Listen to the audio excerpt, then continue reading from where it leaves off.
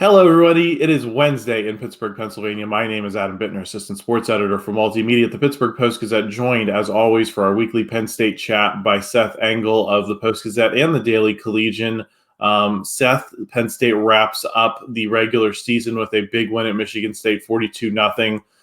Dominates. I'm not sure there's a whole lot to talk about from that game, so we're going to get into some offensive coordinator talk. Who are the candidates that Penn State should be looking at, that James Franklin should be considering as he builds his Rolodex and starts doing the Zoom interviews that he teased in the post game on Friday, Black Friday. We're going to get into all of that, but Seth, how are you? I'm doing well. It's a weird week because it's the first week without my kind of typical weekly schedule with football. Detroit was great. Ford Field is a phenomenal stadium if you ever have the chance to make it over there. Indoors, press box is open. There's no windows. So, I hate when it's, soundproof. At Ohio State, how it's, the soundproof windows. You don't know when the game's starting. There are no windows at all at Ford Field. So that was a cool experience. But, yeah, happy to be back here, semi-transitioning to coordinator, off-season transfer portal stuff, and, doing some basketball as well. So can't complain. Yes, excited to dig into all of that. Before we do, Seth, just want to remind our viewers that our primary sponsor for this episode and all episodes of the Penn State podcast is Voodoo Brewing and State College. Just in time for the change in weather, the crew at Voodoo Brewing and State College, located right off College Avenue at 201 Elmwood Street, has launched their new seasonally inspired line of cocktails, including the crowd favorite hot spiked apple cider. And that's not all. Their new State College Pub kitchen is now opened in October. It is now owned and operated by Voodoo Brewing Company and features elevated pub fare made famous at their other Voodoo locations. They will also continue to offer items like the lobster roll and crab cake sandwich that have become synonymous with the State College Pub, so make sure you get to Voodoo Brewing in State College. Seth, I'm just going to throw out name, and we'll just keep analyzing whether they fit with Penn State.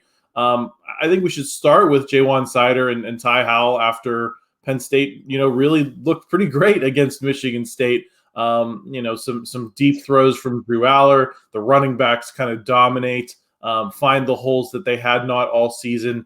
What are the chances do you think that James Franklin's giving those guys a real look, especially considering how important Seider in particular has been to this program from a recruiting standpoint? He's very well regarded within the industry as an assistant coach.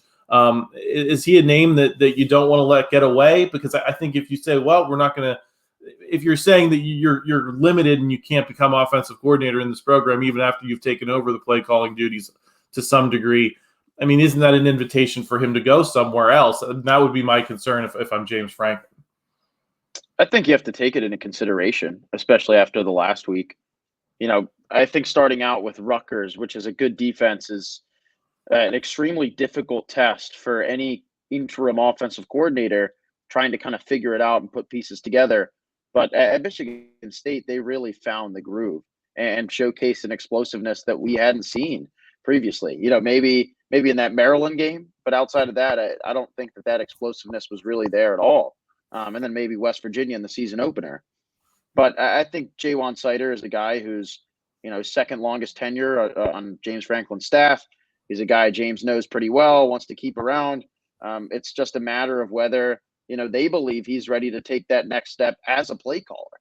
We know what he can do as a recruiter. He's continuously brought in some, highly rated recruits, whether they're running backs or just kind of standout prospects from Florida or in and around the South. He's a guy that you really value on your staff. Ty Howell's a name who, has much less coaching experience than Seider does. But he's done pretty well in 2 weeks. And I believe the case is that Howell is running the pass game and Seider is probably working more primarily with the running backs. But that balance seemed to work, extremely well on Saturday, where it wasn't just explosiveness in the air. We saw Drew Allar launch some, 50-yarders and 60-yarders, but it was also explosiveness on the ground. Kaytron Allen, Nick Singleton breaking off for 50-yard rushes. That's something we hadn't seen this whole year. And that came to light on Saturday. So I think, you have to put them into consideration. Yeah, I think you have to give a long, hard look. And like I said, I don't know that you want to lose a guy like Sider. So this might be the only way to keep him. You never know how that kind of works out. If you close doors, does a guy want to stay? So that's, I think, definitely part of the math. The other big name that people are really throwing out there, Seth, is Joe Moorhead. Obviously, the author of two of the better Penn State offenses of our lifetimes, with Trace McSorley, Mike Gesicki, Chris Godwin, Saquon, Barkley, all those guys. He's probably one of the few offensive coordinators that people have a lot of really good feelings for. You're going all the way back to Frank Ganner. So where do you land on his candidacy? I will say I'm slightly negative on him, given the personnel that they are trying to win with right now, which is Drew Allar. I don't know that Drew Allar's play style fit, and skill set matches what Joe Moorhead did well here with Trace McSorley. I kind of, and I'll say this: I think if you bring in Joe Moorhead, you look at a guy like Bo Prabula and say that's the quarterback for this system. I feel like it's not a hire you can make unless you're ready to move on from Drew Allar, which is, I don't know, it's a conspiracy theory I've kind of brought up before, that I wonder if maybe that's the way that James Franklin wants to go, given the praise he's heaped on Bo Prabula. It just seems incompatible with what they have right now, though. I think they're going to continue to play both, no matter who they bring in. I mean, Bo Prabula is a guy who's, oddly enough, scored 6 or 7 touchdowns this year. So he's been used specifically, the past couple of weeks. But I think you're right. Joe Moorhead's a guy who, he worked very well with Trace McSorley, a good dual threat quarterback who could leave the pocket at times, but also, launch it deep. But I think Drew Allar is an interesting quarterback to where he does have the potential to create maybe some explosiveness on the ground, just based on his size and ability to potentially break tackles, but also mesh that with his big arm. So I don't think that you can completely rule out Joe Moorhead working well with Drew. I think that it's a possibility. I think that the most important thing is kind of alignment with the coordinators and Franklin, and we know that Joe Moorhead and James have that. Considering the fact that they won a Big Ten championship together. Joe Moorhead was the offensive coordinator the last time they beat Ohio State. You can make the argument all you want that, Penn State did have some pretty great talent, and Chris Godwin and Saquon Barkley, Trace McSorley, and really throughout that receiving core. But I think that Moorhead has shown the ability to coach at multiple levels, and he has experience at Mississippi State and Oregon too, which is joining the Big Ten next year. So he knows what it's like to play a Pac-12 defense. There are a number of things that I think make sense. But to your point, I mean, there are other things that maybe come into question when considering whether it's a fit with Drew. Yeah, and I we've talked about Drew Allar's mobility on here. I think he can, move a little bit and make some plays with his legs like we saw at times this year. Absolutely. Do I look at him and want to see him run the kind of RPO stuff that Joe Moorhead, was running? Is that what I think best suits his skill set? Not really. And I think that's the big hang up is right. Sure, he has the capability, but do you want him to be doing that stuff as regularly as Trace McSorley was in that offense?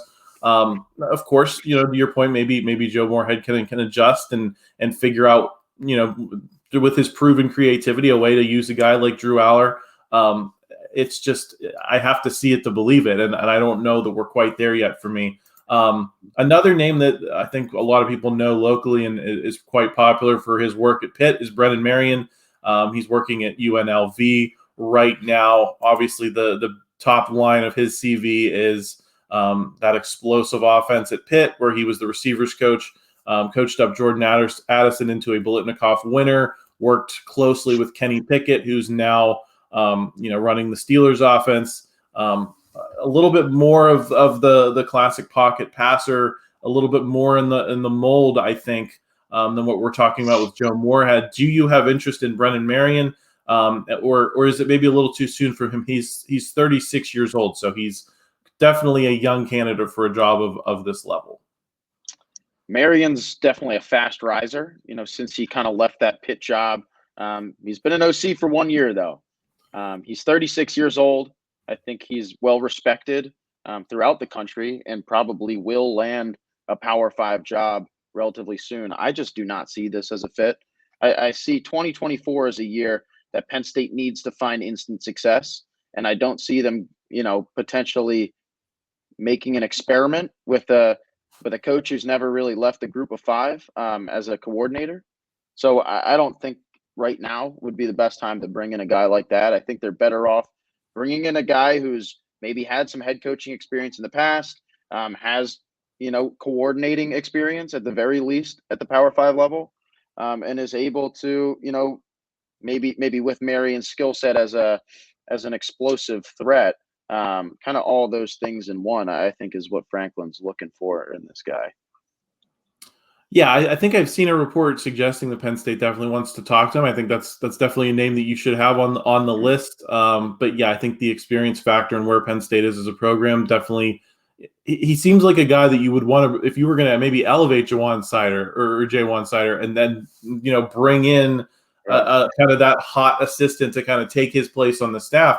That kind of seems like the move you'd want to make is bring him in an assistant role where he has a chance to grow. Have a big role in an offense, but not necessarily be completely responsible for it. He's someone I might look more at in that way than just diving right in with, hiring him as an offensive coordinator. But you never know. It's also once you have these fast risers, sometimes programs just want to get in on the ground floor. And if you really believe in the guy's future, then maybe you just invest in him sooner rather than later. Going to be interesting to see how James Franklin handles that. Sean Lewis from Colorado is a name that we've talked about a couple of times in the past. We can just kind of go through that quickly, Seth. Where do you think he fits in this? I think Sean Lewis is still a great fit.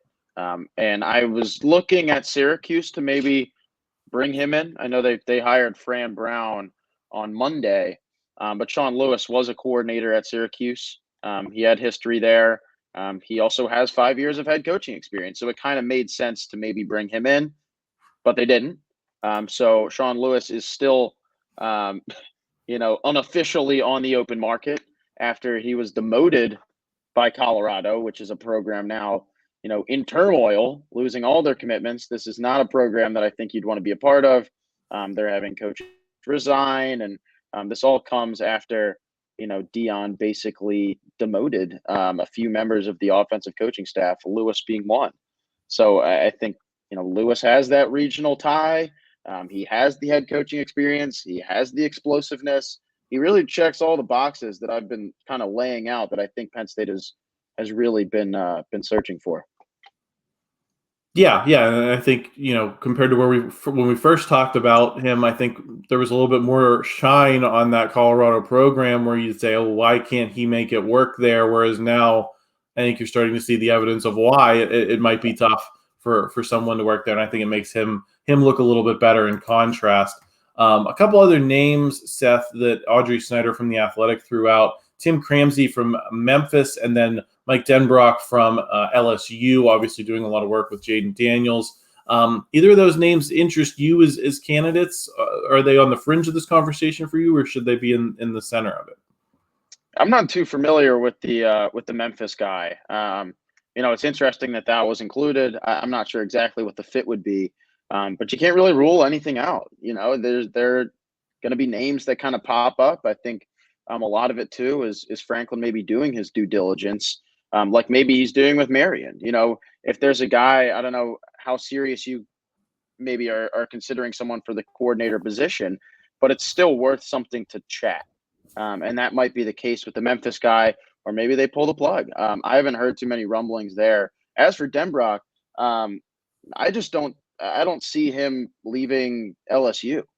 I mean, that's like it's Franklin talks about all the time, trying to limit those lateral moves where a coach leaves his post as an assistant coach at Penn State and goes to another program to be an assistant coach.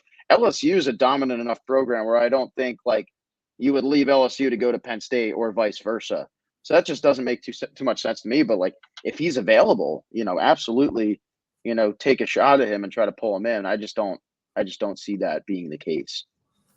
Yeah, and I think he has ties with Brian Kelly going back to Notre Dame. So it just seems like it would be a weird. You're right, kind of lateral move to a different caliber program? I don't think so. I'd rather stay at LSU if I was him as well. And I think he's going to have options too to maybe move up as a head coach at some point, given the success he's had with Daniels this year and how he's put himself on the radar. So I think that's probably on the fringe of this conversation.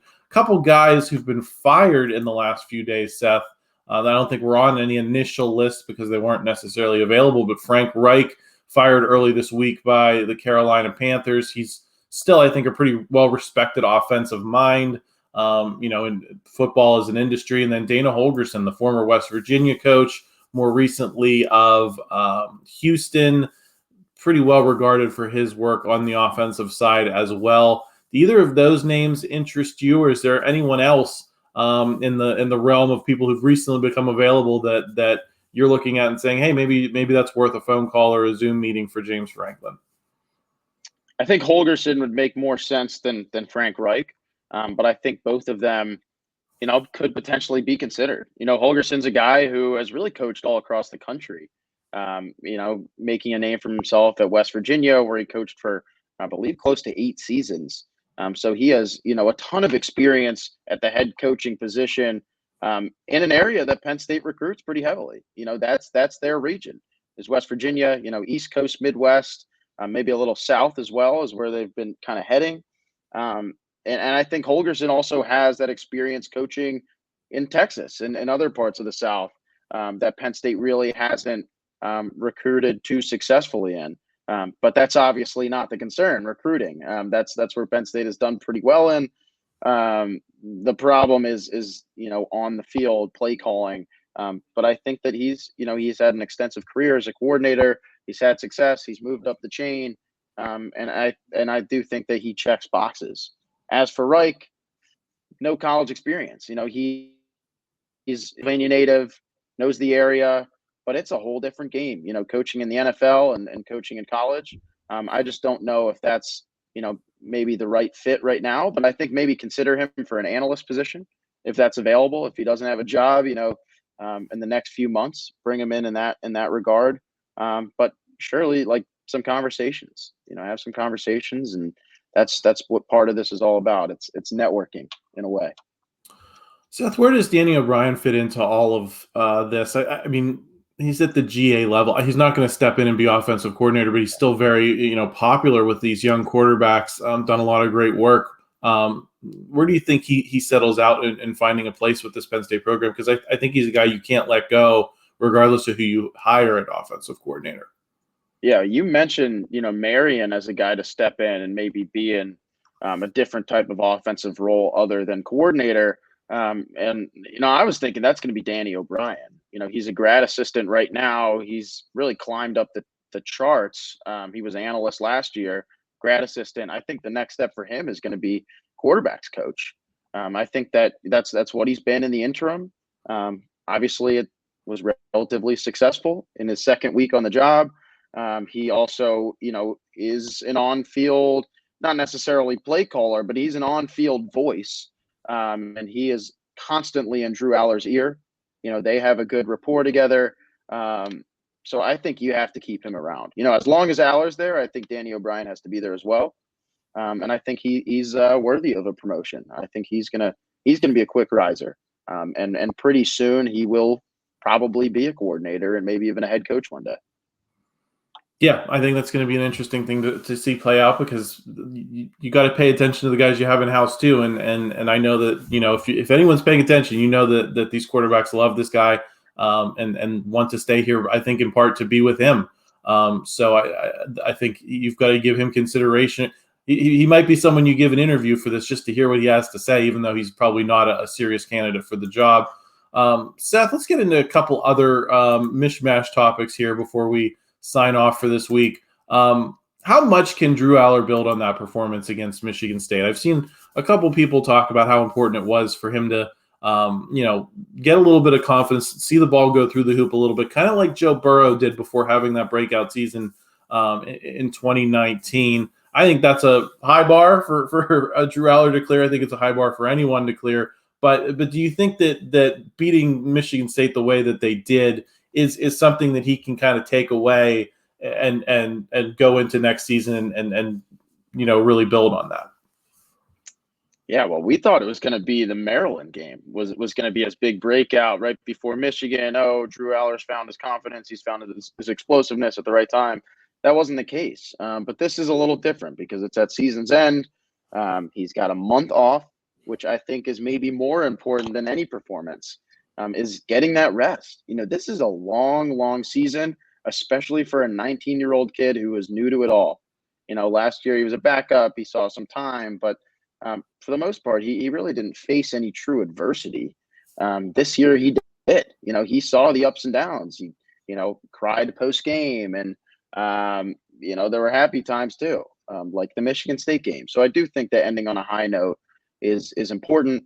But I think that these next few weeks before the bowl game are going to be just as important, if not more, for him to really just clear his mind and reflect, and begin to kind of build on this past week and build towards the bowl game and more importantly build toward 2024.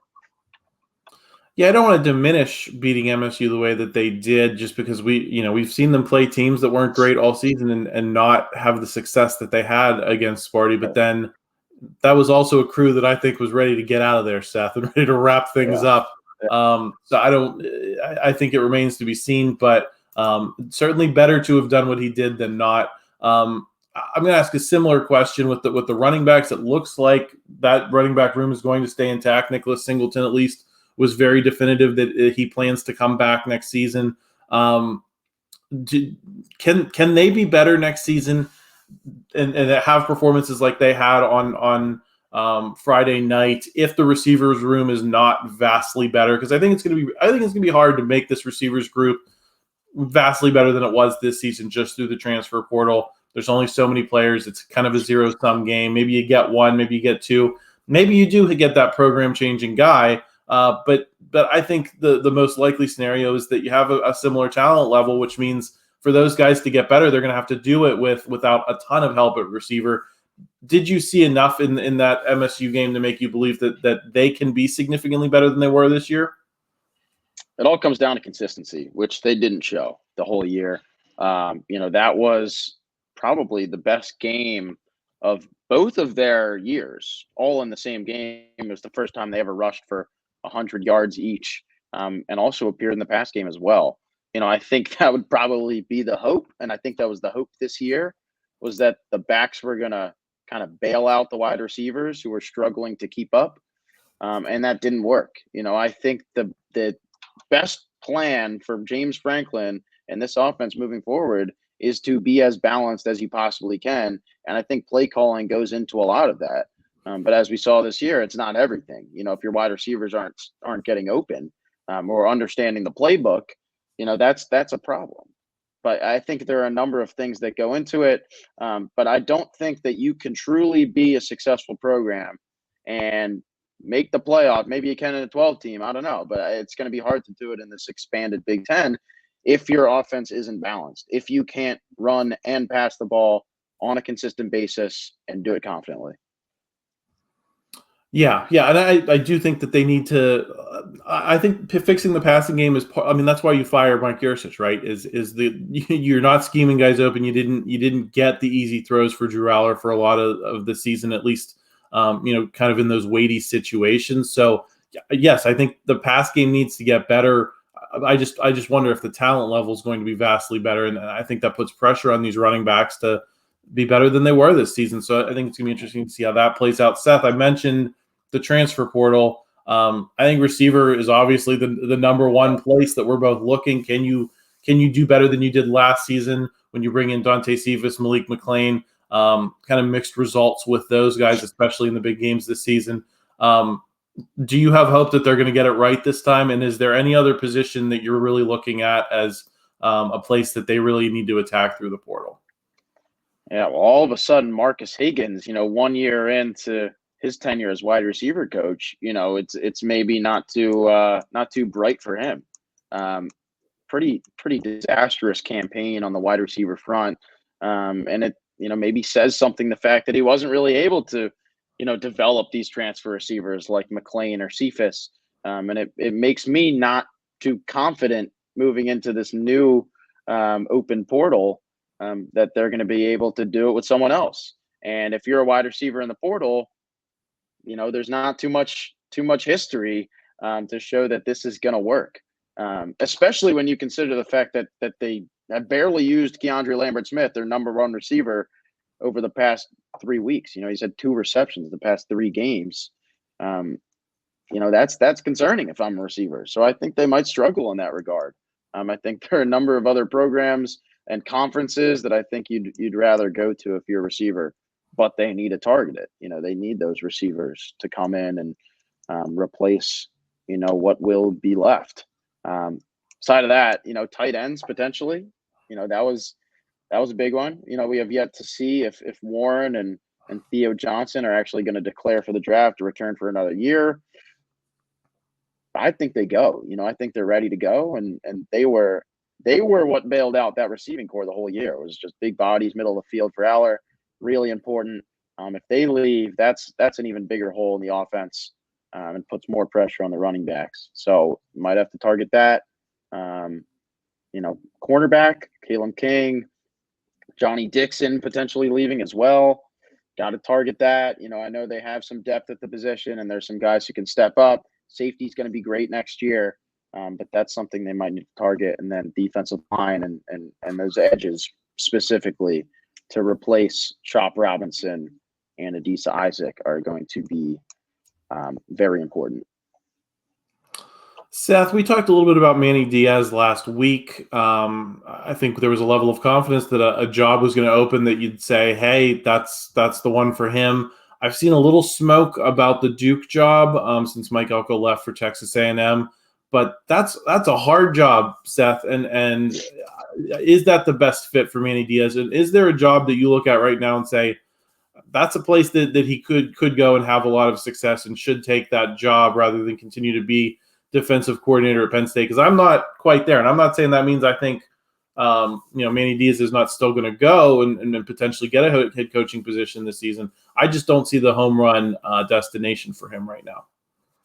Yeah, I don't either. You look at Duke, which has been probably the one that would make the most sense of all, considering his ACC experience, but he didn't work in the ACC. He couldn't work at a program like Miami. I don't think you're going to find success at Duke. Mike Elko going 8-4 this year was considered, a huge success for the Duke program. If that's like your bar, I don't think there's much else to go at Duke.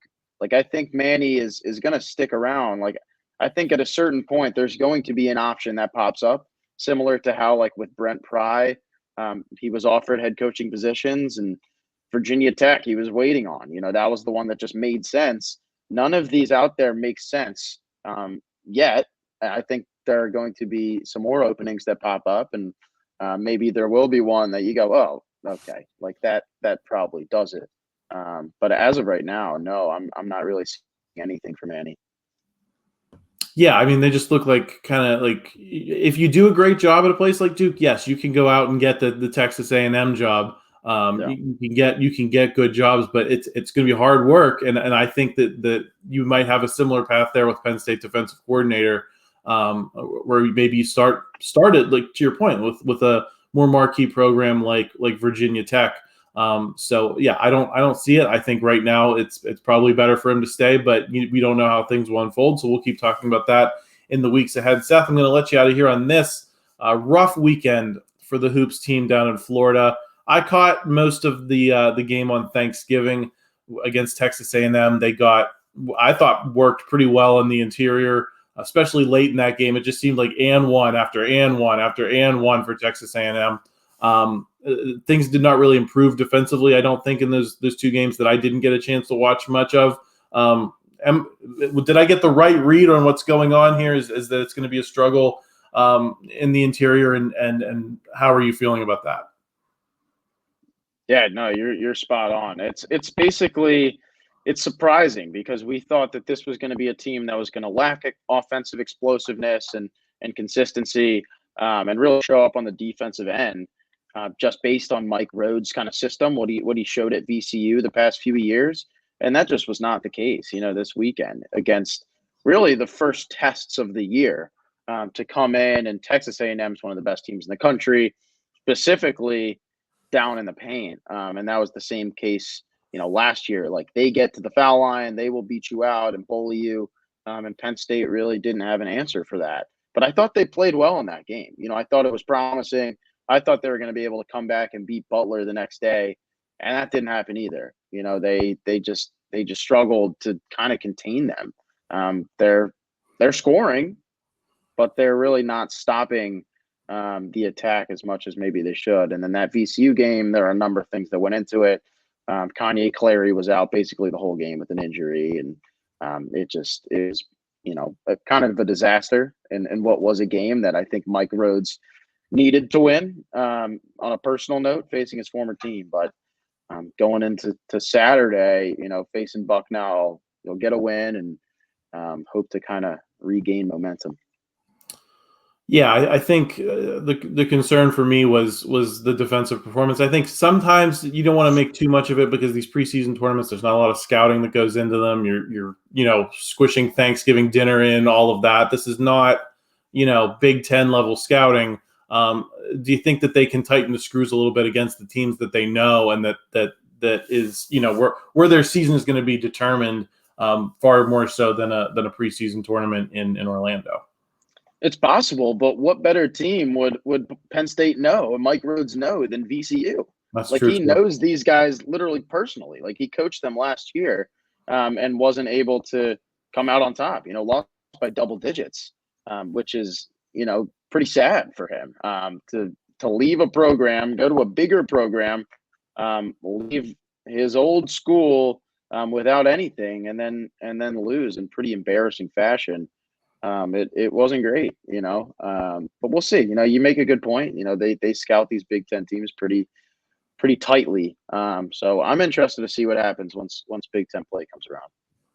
Me as well, Seth. We got to watch something during the winter, so we'll see how things unfold with Mike Rhodes in this basketball program. But until next time, everyone, we'll be back next week. We'll talk a little bit more about how things seem to be unfolding. And just make sure you subscribe to the channel. Got a lot of Steelers talk after this win against the Bengals.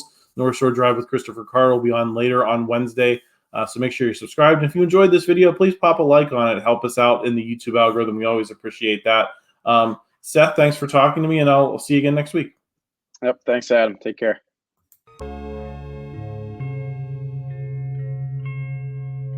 Thank you for checking out this content from Post-Gazette Sports. If you watch this video on YouTube, please like the video and subscribe to our channel.